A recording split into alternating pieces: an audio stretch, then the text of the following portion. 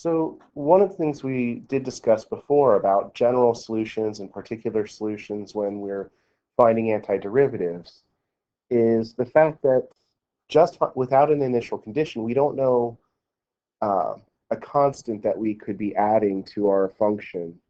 So for example, if I have the differential equation dy dx equals cosine of x, well, just doing antiderivatives, it's very easy to show that y should equal the sine of x plus some constant c.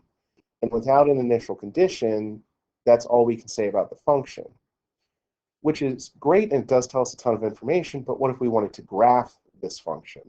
And there we run into a situation in that we literally have an infinite number of possibilities for what C could be. So we have an infinite number of possible graphs. So we could start just plugging in integers for C to start getting an idea. And if you notice, what we're getting is just more and more sine curves in this case. But again, it's just not feasible for us to be graphing an infinite number of these functions. So the way we approach graphing general solutions is to use what's called a slope field. And again, a slope field is a graph of a general solution. And what's even better about slope fields is that we can create a graph of a general solution without ever actually knowing the explicit general solution. In other words, I don't have to solve the differential equation to graph it.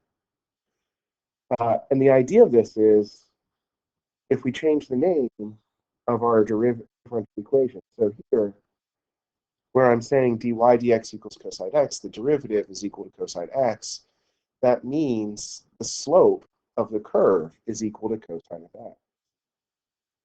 So what a slope field is we are given points, and these are given to us as far as which points to use.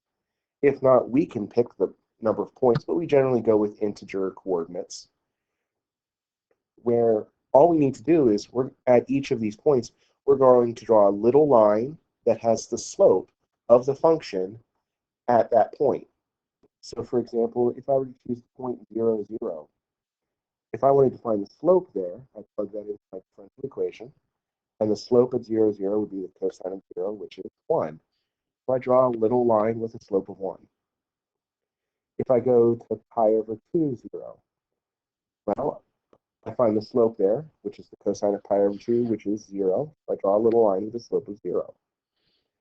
At pi 0, I want to know the slope. So I plug that in the differential equation, and the slope is going to be the cosine of pi, which is -1. And I do this for all of my points. And by doing so, I get a picture of what my general solutions, if I graph them all, a bunch of them, what they would look like. And I know it seems confusing to look at, but the way I think of this is if I were to place a marble on my slope field, the little lines tell me where the marble has to roll. So for example, let's say that this has to, we know it goes through pi over 2, 1. So we're using this as our initial value.